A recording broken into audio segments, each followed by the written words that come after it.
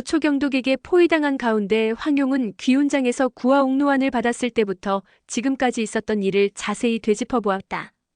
그러고 보니 영고에게 구화옥루환을 보여주었을 때 영고가 약을 들고 다른 방으로 가서 자세히 살펴보고 한참이 지나서야 돌아온 것이 생각났다.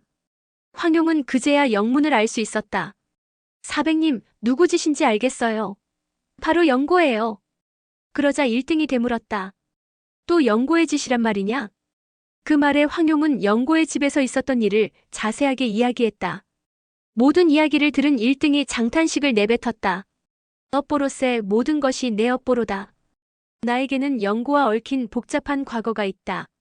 너희들과는 아무런 상관도 없는 일이니 너희는 며칠 쉬었다가 그만 돌아가거라. 독약을 먹긴 했으나 내 사제가 해독의 고수이니 크게 걱정할 필요는 없다. 1등은 자리에 앉아 눈을 꼭 감은 채 더 이상 아무 말도 하지 않았다. 하는 수 없이 곽정과 황용은 1등을 향해 절을 올리고 자리를 떴다. 3위가 문 밖에서 기다리고 있다가 두 사람을 후원의 작은 방으로 안내했다. 잠시 후 노승 2명이 밥을 가져왔다. 곽정은 밥을 먹다 말고 도저히 이해하지 못하겠다는 표정으로 황용에게 물었다. 용아, 내가 보기에 1등 대사님의 무공은 너희 아버지나 사부님은 물론 구양봉이나 구천인보다 강한 것 같아. 거기다 4명의 제자도 만만치 않은 고수들이고 말이야.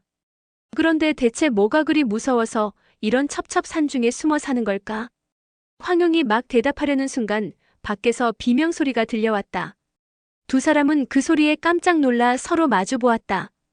잠시 후 비명소리가 그치고 누군가 이쪽으로 뛰어오는 발소리가 들렸다. 그러더니 갑자기 방문을 거칠게 열어젖히며 어부가 고함을 질렀다. 사부님께서 측은히 여겨 목숨을 포기해가며 구해주셨거늘 너희가 어찌. 그 말에 곽정과 황용은 깜짝 놀라 그게 무슨 말이냐고 되물었다. 그러자 서생이 냉소 띤 목소리로 물었다. 사부님께서 목숨을 걸고 낭자를 구해주셨거늘 정말 모른단 말이오? 황용은 방으로 들어오라는 손짓을 하며 말했다. 안으로 들어오셔서 무슨 얘기인지 소상히 말씀해 주십시오. 서생은 정말 두 사람이 아무것도 모르는 것 같아 나무꾼을 바라보았다. 그러자 나무꾼이 고개를 끄덕였다. 일단 안으로 들어가서 이야기하시지요.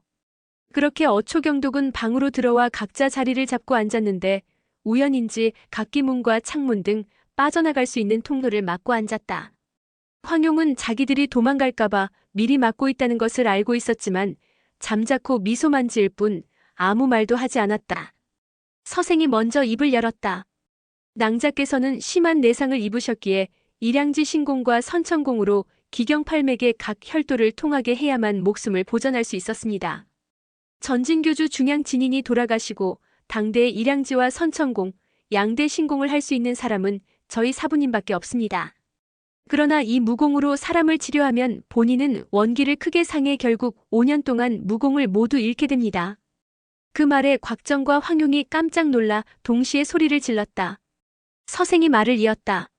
앞으로 5년 동안 밤낮으로 힘든 수행을 하셔야 합니다. 만약 추호라도 착오가 있으면 무공을 회복하기 어려울 뿐만 아니라 자칫 잘못하면 불구가 되거나 목숨을 잃을 수도 있습니다. 저희 사부님께서 이렇듯 큰 은혜를 베풀어 주셨건만 어찌 양심도 없이 은혜를 원수로 갚으십니까? 그 말을 듣자 황용은 1등 대사가 기거하는 선방을 향해 4번 절을 올리고 흐느껴 울었다. 사백님께서 이렇듯 목숨을 걸고 저를 구해주신 것을 미처 몰랐습니다. 어초경독은 황용의 모습을 보고 노기가 다소 누그러졌다. 어부가 물었다. 혹시 당신 아버지가 당신을 보내어 우리 사부님을 해하려 한 것인데 낭자도 잘 모르고 있었던 것은 아니오? 그러자 황용이 어부를 노려보며 쏘아붙였다. 말 조심하세요. 아버지가 무엇 때문에 나를 보내어 사백님을 해친단 말씀입니까? 천하의 도화도주가 무엇이 무서워 그런 비겁한 짓을 한단 말입니까? 황용이 매섭게 몰아붙이자 어부가 얼른 사과했다. 오해였다면 제가 무례를 범했습니다. 용서하십시오. 낭자의 아버님께서는 벼로가 동사이시니 저희 생각에 서독이 할 수 있는 일이라면 동사께서도 할 수 있으리라 생각했습니다. 낭자 말씀을 들어보니 저희가 아마도 잘못 생각한 모양입니다. 그 말에 황용이 더욱 화를 냈다. 어찌 구양봉같이 간사한 놈과 비교를 하십니까? 이 자리에 아버지가 없었기에 망정이지 방금 하신 말씀을 아버지가 들었다면 아무리 사백님의 제자라도 용서하지 않았을 거예요. 그런데 서독이 할 수 있는 일이라니? 그게 무슨 뜻이죠? 황용의 물음에 서생이 답했다. 낭자께서는 구음진경 사건에 대해 알고 계십니까? 황용이 고개를 끄덕였다. 알고 말고요. 이번 일이 구음진경과 무슨 관계라도 있단 말씀이십니까?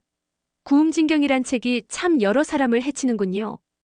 그 말에 서생이 고개를 끄덕였다. 화산농검대회의 목적은 바로 이 책을 쟁취하기 위해서였습니다. 전진교주의 무공이 천하제일인지라 그 책은 결국 그에게 돌아갔지요. 나머지 네 분도 깨끗이 패배를 인정했기에 더 이상 다른 말이 없었습니다. 그의 화산농검대회에서 모두들 각자의 무공을 마음껏 발휘했습니다. 그때 중양진이는 우리 사부님의 일양지공을 보고 매우 탐복했습니다. 하여 다음에 그의 사제와 함께 대리국으로 사부님을 찾아오셔서 함께 무공을 논하고 수련을 하셨지요. 그때만 해도 저희 사부님께서 아직 출가하시지 않았을 때입니다. 사부님께서는 중양진인께 일양지를 전수해 주셨고 중양진인께서는 사부님께 선천공을 전수해 주셨습니다. 그런데 중양진인께서 황공을 떠나시기 전 사부님께 남긴 말씀이 있습니다. 당신께서 건강이 좋지 않아 머지않아 세상을 떠날 것 같다며 선천공을 전수할 수 있어 다행이라 하셨습니다. 그리고 자신의 선천공에 사부님의 일양지 신공을 더하면 충분히 구양봉을 상대할 수 있을 것이라 말씀하셨지요. 그제야 사부님께서는 중양진인께서 멀리 대리국까지 오신 목적이 바로 선천공을 전수하기 위함이었다는 것을 깨달으셨지요. 중양진인께서는 당신이 죽기 전에 선천공을 전수해 구양봉을 상대할 수 있는 사람을 남기려 하셨던 것입니다. 그리고 얼마 지나지 않아 중양진인께서 세상을 뜨셨다는 소식을 듣게 되었지요. 나중에 대리국에 불행한 사건이 발생했고 저희 사부님께서는 스스로 불가에 귀의하셨습니다. 서생은 과거의 일을 되새기는지 표정이 어두워졌다. 그런데 어찌된 일인지 저희 사부님께서 선천공을 연마하셨다는 소문이 세간에 퍼졌습니다. 그러면서 서생은 농부를 가리키며 말을 이었다. 사형께서 사부님의 명을 받들고 약초를 캐러 갔는데 운남의 대설산에서 누군가에게 한마공으로 당했습니다. 그 말에 황용이 이를 갈며 말을 받았다. 한마공이라면 당연히 구양봉지시겠지요. 농부는 지금도 그때의 분이 풀리지 않는 듯 격앙된 목소리로 말을 받았다. 그자가 아니면 누구겠습니까? 당시 사부님은 천룡사라는 절에 기거하고 계셨는데 구양봉은 그의 조카 구양극을 시켜 절을 천룡사 밖에 버려두고 갔지요. 서생이 말을 이어 황용에게 물었다. 낭자께서는 구양봉이 왜 우리 사형을 다치게 했는지 그 이유를 아시겠습니까? 그러자 황용이 피식 웃으며 답했다. 그거야 쉽게 추측이 가능하죠. 서독의 무공으로 보아 일장에 죽일 수 있는데 안 죽이고 중상만 입힌 이유가 뭐겠어요? 사백님께서 보시면 틀림없이 내공을 써서 제자를 치료하실 터이니 적어도 5년은 원기를 회복하기 힘들 것이고 그렇게 되면 다음 화산농검대회에서 막강한 경쟁 상대가 하나 줄어드는 셈이잖아요. 그 말에 서생이 감탄했다. 과연 총명하십니다. 하지만 절반만 맞추셨습니다. 구양봉은 사부님이 사형의 부상을 치료하기 위해 내공을 소모한 틈을 타서 사부님을 해치려 했던 것입니다. 곽정이 끼어들며 물었다. 대체 사백님께선 구양봉과 무슨 원한을 맺으셨길래 구양봉이 사백님을 죽이려 하는 것입니까? 그 물음에 서생이 고개를 저으며 답했다. 구양봉은 꼭 자신과 원한이 있어야만 사람을 해치는 자가 아닙니다. 자기한테 위협이 된다면 아무런 원한이 없더라도 얼마든지 사람을 해칠 수 있는 사람이죠. 구양봉이 중양진인을 이기지 못한 것은 선천공이 한마공의 상극이기 때문입니다. 더구나 일양지 신공 또한 한마공과는 상극에 가깝죠. 그런데 한마공의 상극이라 할 수 있는 양대 신공을 사부님께서 모두 익히셨으니 구양봉 입장에서는 천하의 유일한 천적이 우리 사부님이라 할 수 있죠. 그러니 수단 방법 가리지 않고 사부님을 해하려 한 것입니다. 곽정과 황용은 서생의 말을 들으며 연신 고개를 끄덕였다. 그래서 어찌 되었습니까? 서생이 말을 이었다. 사부님께서는 구양봉의 음모를 간파하시고 밤낮을 달려 이곳으로 옮겨오셨습니다. 그러나 구양봉이 순순히 포기할 사람이 아니지요. 그는 사방으로 수소문에 결국 사부님께서 여기 계시는 것을 알아낸 모양입니다. 우리는 사부님의 공력이 회복되면 백타산으로 그자를 찾아가 끝장을 볼 생각이었습니다. 그러나 사부님께서는 이런 식으로 원한이 쌓이는 것을 원치 않으셔서 우리가 함부로 복수한다고 나서는 것을 허락하지 않으셨습니다. 그 덕분에 우리는 몇 년 동안 이곳에서 평온한 나날을 보냈는데 뜻밖의 오늘 당신들이 찾아온 겁니다. 우리는 당신들이 굳이 신계의 제자라고 하니깐 사부님을 해칠 리는 없다는 생각에 전력을 다해 막지는 않았습니다. 그런데 뜻밖에도 저희는 그렇게 호의를 베풀었건만 두 분께서는 우리 사부님을 해치려 할 줄은 꿈에도 몰랐습니다. 서생은 말을 마치더니 비장한 태도로 천천히 일어나 장검을 빼어들었다. 칼날의 광채 때문에 눈이 부실 지경이었다. 곧이어 어부, 나무꾼, 농부 세 사람도 동시에 일어나 각자 무기를 빼어들었다. 그들의 태도에 놀란 황룡이 말했다. 저희는 사백님께서 제 병을 고치면서 그처럼 내공을 소모하시는 줄 몰랐습니다. 또한 구화옥로 안에 독을 섞은 것도 저희 짓이 아닙니다. 사백님의 은혜가 하늘과 같은데 제가 어찌 은혜를 원수로 갚겠습니까? 그러자 어부가 날카로운 목소리로 소리쳤다. 그렇다면 왜 사부님의 공력이 쇠한 이때 그자를 산으로 끌어들인 겁니까? 곽정과 황용은 깜짝 놀라 무슨 말인지 모르겠다고 했다. 그러자 어부가 차갑게 웃으며 말했다. 그렇다면 왜 하필 사부님이 중독되자마자 적의 옥환을 받으셨겠습니까? 미리 계획된 음모가 아니라면 천하에 이런 우연이 있을 수 있습니까? 황용이 얼른 답했다. 옥환이라니요? 우린 정말 모르는 일입니다. 그러나 어부는 그 말을 믿지 않았다. 아직도 모르는 척 시치미를 떼다니. 어부는 말이 채 끝나기도 전에 양손에 들고 있던 철장을 종행으로 휘둘러 곽정과 황용을 동시에 공격했다. 그러자 곽정이 앞으로 나서며 양손바닥에 기를 모아 어부의 철장을 밀어냈다. 좁은 방 안에서 황용을 지키며 4명의 고수를 상대해야 하는 곽정으로서는 적당히 힘을 아끼며 싸울 수는 없었다. 어부가 밀려난 자리를 농부가 곡괭이를 휘두르며 달려들었다. 곽정은 무게 중심을 낮추며 현룡제전을 펼쳐 앞에 기막을 형성했다. 농부의 곡괭이가 기막에 가로막혀 멈칫하는 순간 곽정이 곡괭이를 잡고 세차게 흔들었다. 곽정이 내공을 실어 흔드니 농부는 가슴에 격렬한 통증을 느끼면서 자기도 모르게 손을 놓아버리고 말았다. 그 순간 또다시 어부가 철장을 휘두르며 덤벼들었다. 그러자 곽정은 곡괭이로 어부의 철장을 쳐내면서 남은 손으로 어부의 철장에 일장을 날렸다. 그 충격으로 어부 역시 양손에 쥐고 있던 철장을 놓치고 말았다. 곽정은 들고 있던 곡괭이를 손에서 놓으면서 양손을 양옆구리에 가져갔다. 그러곤 내공을 최대한 끌어올려 현룡제전을 펼쳤다. 그러자 현룡제전으로 펼친 기막이 사방으로 넓게 퍼져나갔다. 서생은 항룡시 팔장의 위력을 잘 아는 터라 급히 외쳤다. 어서 물러서라. 그 말이 떨어지기 무섭게 꽝 하는 폭발음과 함께 벽이 무너지며 그 파편이 타원형 방향으로 무섭게 날아갔다. 어초경독은 각자 몸을 뒤로 날려 서생과 나무꾼은 문 밖으로 물러났고 농부와 어부는 벽이 무너진 담장 위로 뛰어 올라가 몸을 피했다. 곽정이 땅에 떨어진 곡괭이와 철장을 주워 다시 농부와 어부에게 던져주었다. 농부와 어부는 각자의 무기를 받아들고 서로 얼굴을 한번 쳐다보고는 다시 맹렬히 달려들었다. 벽이 무너져 공간이 넓어지자 곽정은 앞으로 뛰쳐나가며 농부와 어부의 공격을 방어했다.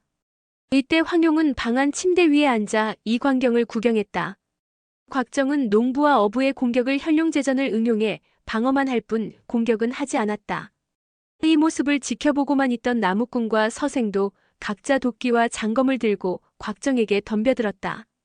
이들 중 서생의 무공이 가장 높았으나 그의 검은 매번 곽정의 옷 바로 곁을 스칠 뿐 제대로 적중시키지 못했다. 서생이 쓰는 무공은 운남 에레산 36검으로 천하의 날카롭기로 유명한 검법이었으나 이미 곽정은 이들이 협공한다고 어찌해 볼 수 있는 수준이 아니었다. 곽정은 4사람의 공격을 받는 중에도 1등 대사가 황용을 치료할 때의 모습을 떠올리고 있었다. 그리고 기운장에서 황약사가 손가락으로 돌멩이를 튕기던 탄지 신공 또한 떠올렸다. 곽정은 1등 대사의 일양지 신공을 곁에서 지켜보며 그동안 구음진경 구절 중에 해석하지 못했던 몇 가지를 깨우쳤다. 곽정은 검지와 중지를 뻗어 두 손가락을 겹쳤다. 그러곤 날아오는 서생의 장검의 칼날을 손가락으로 튕겼다. 이것은 혈도를 짚는 일양지 신공과 돌멩이를 튕기는 탄지 신공의 응용이었다. 비록 황약사나 1등 대사 수준에는 미치지 못하지만 워낙 힘이 강했기 때문에 쨍하는 소리가 나더니 칼날이 크게 진동했다. 그 충격에 서생은 팔이 저려오면서 하마터면 검을 놓칠 뻔했다. 그와 동시에 곽정은 그 자리에서 몸을 회전하며 나무꾼의 도끼와 어부의 철장, 그리고 농부의 곡괭이에 손가락을 튕겼다. 세 사람 역시 강한 진동이 전해지며 팔이 저려왔다.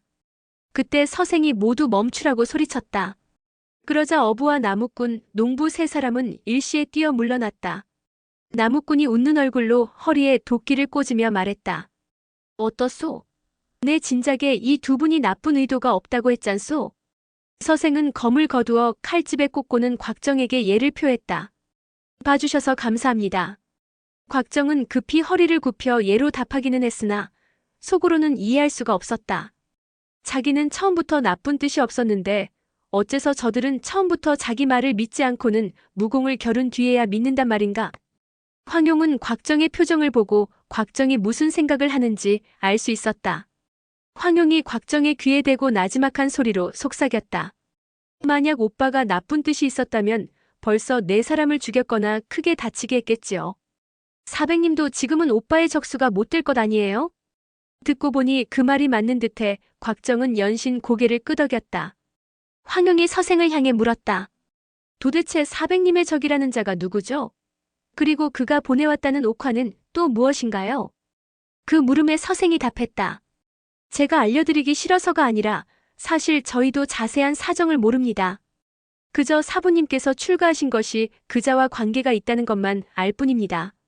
이때 문 밖에서 발소리가 나더니 사미가 들어와 합장을 하며 말했다. 사부님께서 네 분 사형께 손님을 배웅하라고 명하셨습니다. 이 말을 듣고 모두들 자리에서 일어났다. 그때 곽정이 말했다. 사백님께서 공경에 처하셨는데 저희가 어찌 이대로 모른 척할 수가 있겠습니까? 제 무공이 비록 미천하지만 네 분 사형과 함께 적을 물리치는데 힘을 보태겠습니다. 어초경독은 곽정의 말에 서로 얼굴을 마주보며 기뻐했다. 곽정 정도의 고수가 함께 한다면 구양봉 정도가 직접 오지 않는 이상 누구와도 해볼 만했다. 서생이 얼른 말했다. 제가 가서 사부님께 여쭈어 보겠습니다. 그렇게 말하고는 네 사람 모두 1등 대사가 있는 선방으로 건너갔다. 그런데 한참이 지나서야 방에서 나오는 그들의 표정이 어두웠다. 아마도 1등 대사가 허락하지 않은 모양이었다. 황용은 곽정의 손을 잡고 1등 대사가 있는 선방 앞에 가서 무릎 꿇고 앉아 청했으나 1등 대사는 아무런 응답도 하지 않았다. 한참이 지나도 아무런 응답이 없자 나무꾼이 어두운 표정으로 입을 열었다. 사부님께서는 두 분을 만나실 생각이 없으신 듯합니다. 후에 또 기회가 있겠지요. 곽정은 1등 대사에 대한 고마움과 안타까움으로 가슴이 뜨거워지며 벅차오르는 감정을 억누를 수가 없었다. 용아, 사백님께서 허락하시든 안 하시든 우리가 내려가서 산 밑에서 시끄럽게 구는 무리가 있으면 깨끗이 정리하도록 하자. 곽정이 감정에 북받쳐 이같이 말하자 황용은 1등 대사가 들으라는 듯 일부러 목소리를 높여 그 말을 받았다. 좋은 생각이에요. 만약 사백님의 적이 대단한 자들이어서 그들의 손에 죽게 된다면 그것도 사백님의 은혜를 갚는 좋은 방법이 되겠네요. 그러곤 두 사람이 막 몸을 돌리려는데 문이 열리더니 날카로운 노승의 목소리가 들려왔다. 대사께서 들어오라십니다. 그 말에 곽정은 뛸 듯이 기뻐하며 황용과 함께 안으로 들어갔다. 1등 대사와 천축의 승려는 여전히 바닥에 좌정하고 있었다. 곽정과 황용은 바닥에 엎드려 예를 갖추었다. 고개를 들어보니 1등 대사의 얼굴이 초췌하고 창백하게 변해 있었다. 처음 만났을 때 위엄과 기상이 서린 모습과는 완전히 딴판이었다. 둘은 고맙기도 하고 마음이 아프기도 해 무슨 말을 해야 할지 몰랐다. 1등 대사는 문 밖의 제자들을 향해 말했다. 모두 함께 들어오너라. 할 말이 있구나. 그 말에 어초경독이 모두 방으로 들어왔다. 1등 대사는 모락모락 피어오르는 푸른 연기에 넋을 잃은 채 손으로는 배곡으로 만든 둥근 가락지를 만지작거리고 있었다. 얼마나 지났을까? 1등 대사가 한숨을 쉬더니 곽정과 황용을 향해 입을 열었다. 너희들의 호의는 고맙게 받겠다. 내가 인과를 밝히지 않으면 쌍방이 이로 인해 다투게 될 테니 이는 결코 내가 바라는 바가 아니다. 두 사람은 내가 누군지 알고 있느냐? 그 말에 황용이 웃으며 답했다. 사백께서는 원래 운남 대리국의 황제시죠. 그 이름도 유명한 천남일제를 누가 모르겠어요? 황용의 말에 1등 대사는 미소를 지었다. 그래, 나는 대리국의 황제였다. 우리 대리국은 개국 이래 태조부터 나까지 18대 황제 중 7명이 출가해 승려가 되었다. 우리 단씨 가문이 천운을 얻어 황제 자리에 앉긴 했으나 항상 이런 중임을 맡기에 부족함이 너무 많음을 잘 알고 있었다. 하여 재위 기간 동안 행여 우를 범하지 않을까 두려운 마음으로 국정을 살피도록 노력해왔다. 그러나 황제라는 자리가 밭을 갈지 않아도 먹을 것이 풍족하고 옷감을 짜지 않아도 입을 것이 넉넉하며 화려한 마차를 타고 들어와서는 편안한 궁중에 거하는 자리 아니더냐. 그러다 보니 재위 말기가 되어 되돌아보면 역시 백성을 위한 일보다는 황제로서 누린 것이 더 많아 항상 죄스러운 마음이 들곤 하지. 그래서 많은 조상들이 재위에서 물러나면 출가에 승려가 된 것이다. 그러나 나는 결코 이 때문에 출가를 한 것은 아니지. 말하자면 긴 이야기구나. 1등 대사는 잠시 말을 멈추고 밖을 바라보았다. 입가엔 엷은 미소를 띠고 있었으나 미간의 처량한 표정을 감출 수 없었다. 1등 대사는 왼손 식지를 들고 옥환을 손가락에 끼운 뒤 몇 차례 돌렸다. 6사람은 묵묵히 듣기만 할 뿐 감히 대꾸하지 못했다. 1등 대사가 말을 이었다. 화산농검대회가 있던 그해 전진교주 중양 진인이 구음진경을 얻고 다음해 대리국으로 나를 찾아와서 선천공을 전수해 주었다. 약 반년을 궁에서 머물렀는데 나와 그 사람은 함께 무공을 논하고 연마하면서 마음이 잘 통했다. 그런데 그의 사제 주백통은 궁에서의 생활을 무척이나 지루해하고 힘들어하더니 어느 날 결국 사고를 치고 말았지. 오늘의 영상은 여기까지입니다. 영상이 도움이 되셨다면 구독과 좋아요, 알람 설정 부탁드립니다. 시청해주셔서 감사합니다.